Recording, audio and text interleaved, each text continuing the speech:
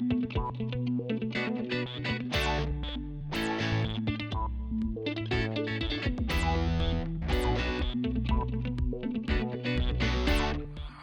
ConcordFoodCoop.coop in the house. What's going on at the store before we talk heart health? Well, it's a lot of the same. eShop continues to do exceptionally well, and our cafe is working. Was that your idea, by the way? eShop, no, we actually tried it several years ago, and with zero success, and so it was a relaunch. Really? Yeah, zero success.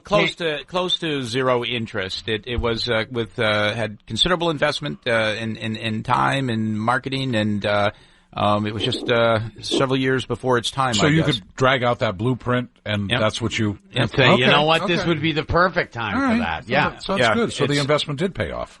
Yes, years It later. just took a while, yeah. Once we dusted off the investment, it's just going exceptionally well, and our cafe is working on grab and go meals to try to bring back the sticky chicken, the mac and cheese as nice. prepackaged grab and go. So right, and that's the key. That everybody's prepackaging. That's how you keep it safe. Right, you know, and hopefully some of it can be on the hot bar prepackaged, so that it'll be a warm meal that you can take for lunch or take home for dinner. Are you looking for a lessening of restrictions and regulations on how you serve food and how you deal with customers, or are you saying, no, we got this knocked. This stays like this, we're good? Nobody, the Co-op is not foreseeing any change in the next, foreseeable future. Right, okay. And many in the industry are even saying the hot bar, the all-you-can-eat buffets are gone for good. So, really? Even if restrictions were lifted, it's individuals that are willing to still take food off of a buffet will be very limited. So, right, it's not going to be worth it to put the whole thing together. When it comes so it'll be a period of time. I think this is, psychologically, this is with us for a while. So the Co-op doesn't have any immediate plans of changing that. And you've learned to adjust. And adapt. And function well. We keep learning to adjust through this process, right? And what is feasible and what are our clients looking for, So right. When's the last day of the month? Is it tomorrow? No, Monday. Monday. Rounded Up will be over for another month on Monday. Rounded Up will be over, and good question. I'm drawing a blank. Kim, do you remember who's next month? I don't. Pardon me. Oh yes, Ocean Society. You should be over here, Kim. Yes, Ocean Society. Great. Will be next month's recipient, right? Nice. Great. Very awesome. nice. Very nice. All right. So I kind of gave away a little teaser here. Well, no, we're talking heart health. I wanted to ask one of our guests if they understood the song and the correlation to today's show, but you did give it away. I heard some giggles. Yeah. Dr. Sellers, good morning. Yeah. Good morning. How are you? I'm great. I'm sitting on my back porch looking out at the hummingbirds and all the things on this beautiful day that are heart-lifting a heart-lifting sight, as I might say. Okay, please understand this sentiment in the spirit in which it's given. I hate you. I know you do. We all do. Yeah. We should all be on the porch. Just saying. Watching the hummingbirds. Wow. I'm going to work. I will be shut in. I'll be shut in, but I love what I do, so it's easy, and I have large windows, so I do have that. No, that's good. That's good. Dr. Sellers practicing family medicine in New Hampshire since 1992. Focus on creating a strong partnership with each individual and creating a unique treatment plan that utilizes plant medicine, nutrition, supplements, biodynamic craniosacral treatments, and lifestyle modifications. I hope that's not all on one business card. Yeah, it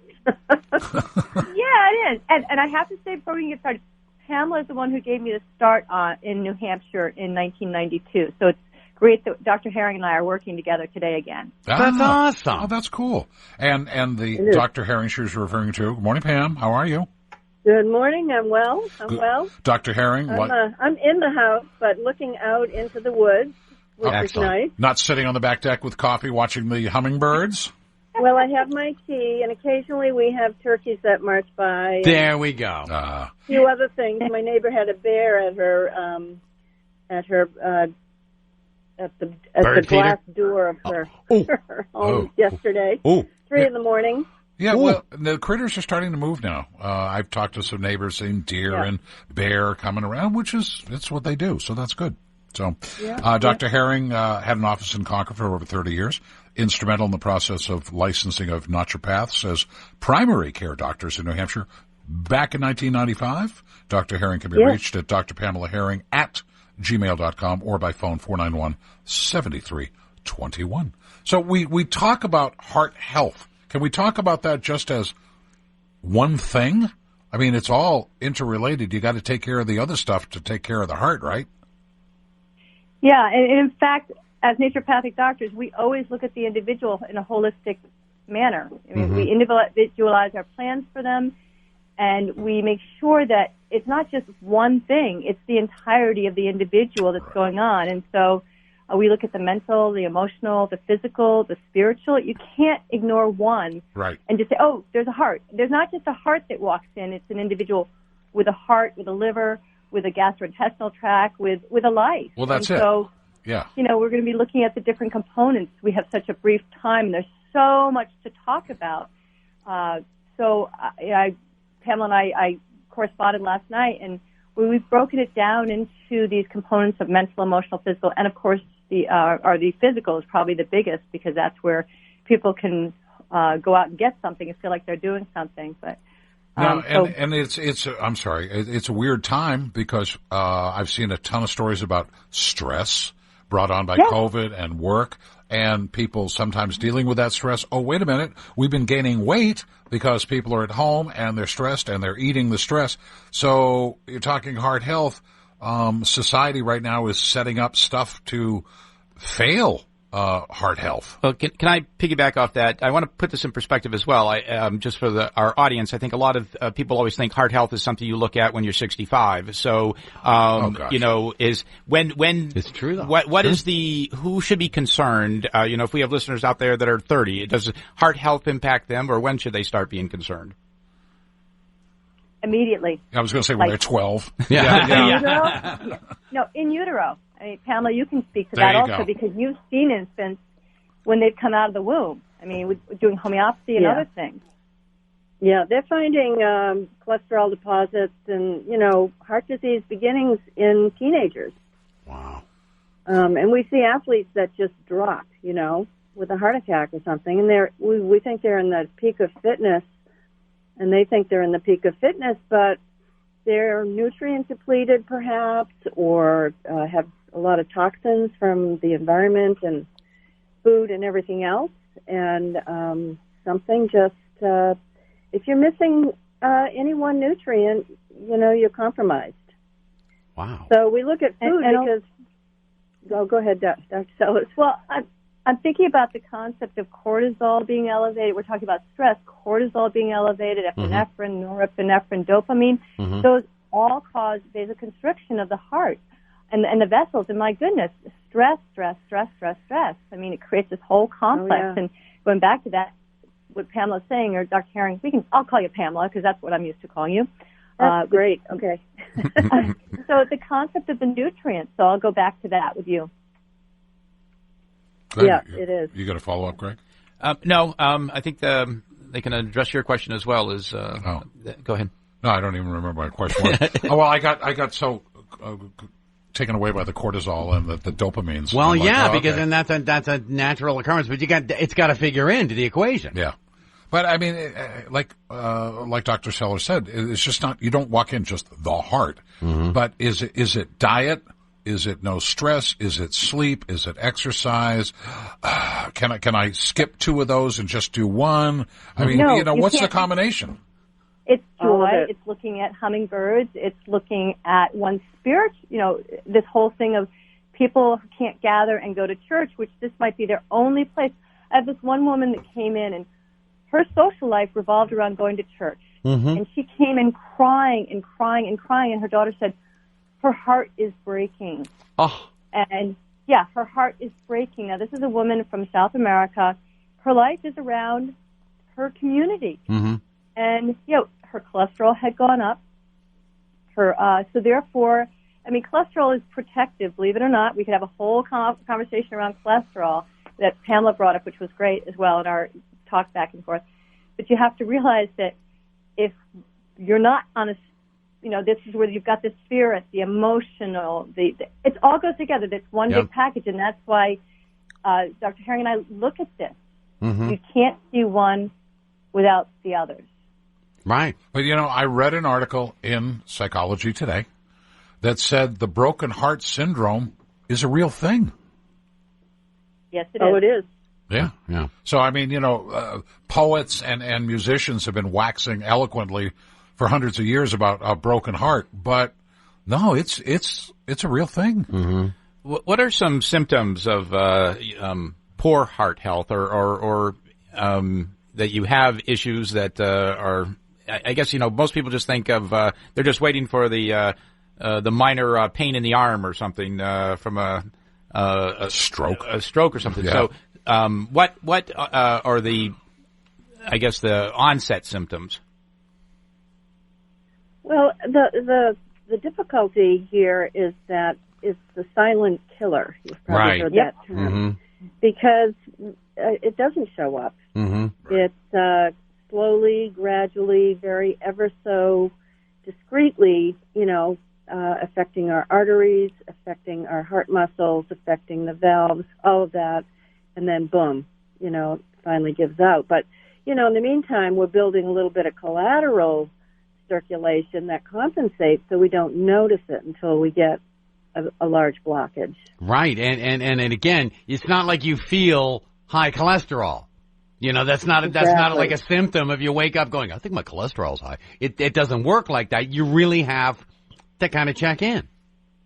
Well, and also the information that Pamela pointed out, and that I'm in a class for a fellowship in herbal medicine, and what they're putting out again and again is we're not even measuring the correct type of cholesterol. Right. We're looking, because cholesterol, please, everybody, look up cholesterol. It's good for you. It's in every cell. Right. What's not good for you is the oxidated cholesterol, oxidated LDL.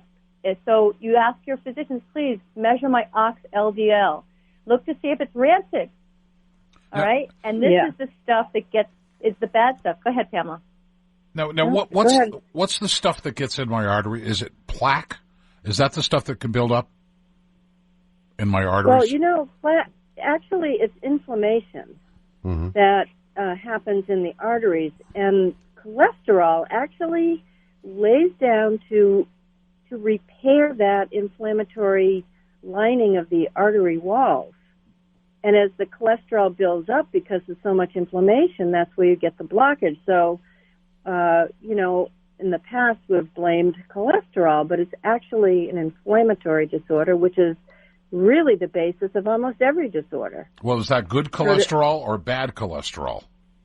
So let's back good up in a way, because it's preventing this inflammatory response on your artery wall, which can create havoc. So it's sealing it off, but then it keeps building up because it has to keep doing its job. So the key is to reduce the oxidized cholesterol in your diet, and there's some simple ways to do that. Yeah. But also it's the concept of keeping the tube clean. What's that? Go ahead. I feel like I'm sitting in on a consultation. This is That's great. Okay. No, yeah. Okay, Dr. Sellers, you go. Make your point. Okay. So cholesterol is secondary. Cholesterol is protective. So actually they're seeing that in cancer now, people with higher cholesterol do better.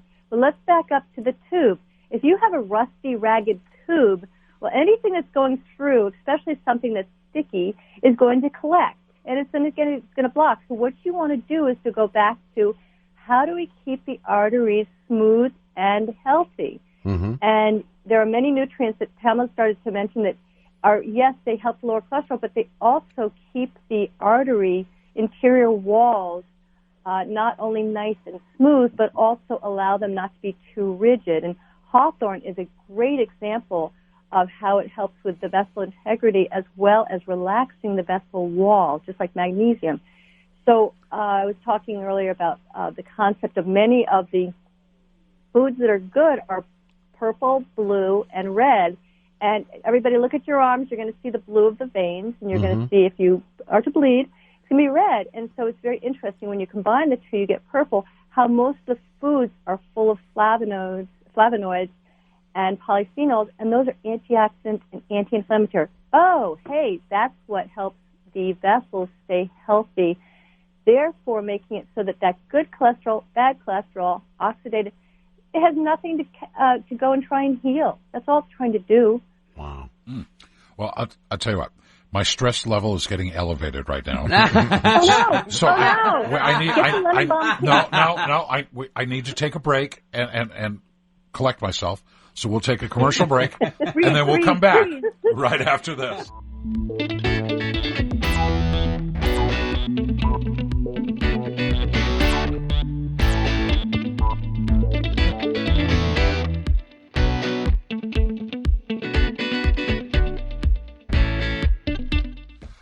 Greg, boy, you bring great people to the stage. Well, now I need to ask them this question.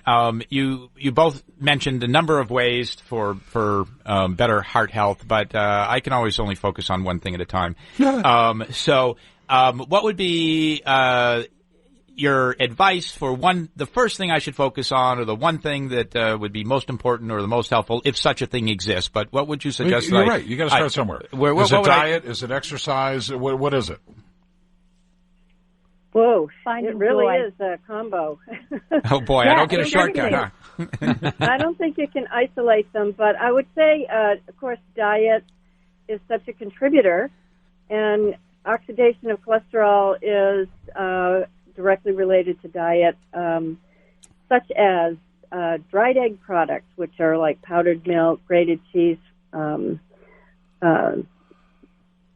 French fries, beloved French fries, and heated butter, and these are all oxidized cholesterol. So, reducing processed foods, number one. Oh, wait a minute, is Diet Coke okay? People think diet drinks are... No, they're not. Something they're about terrible. the carbonation. Yeah, I know.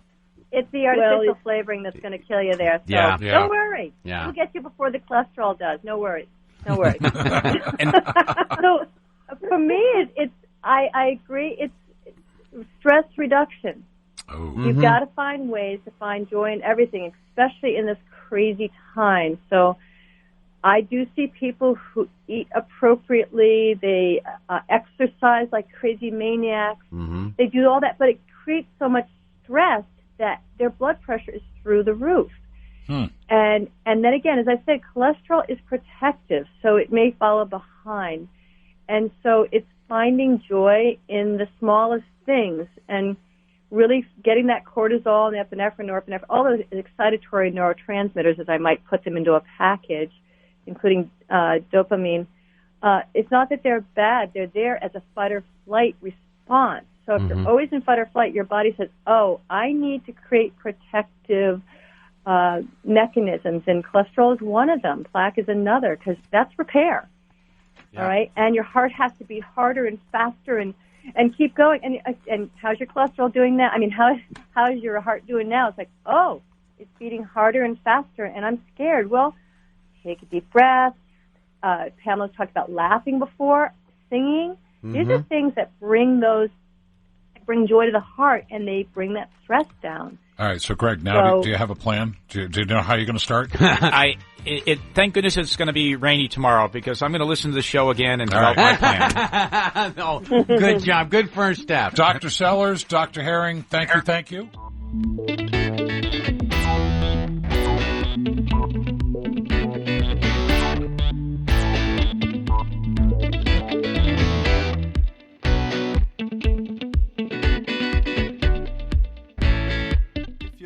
In the mood for real food, it's Concord Food Co-op.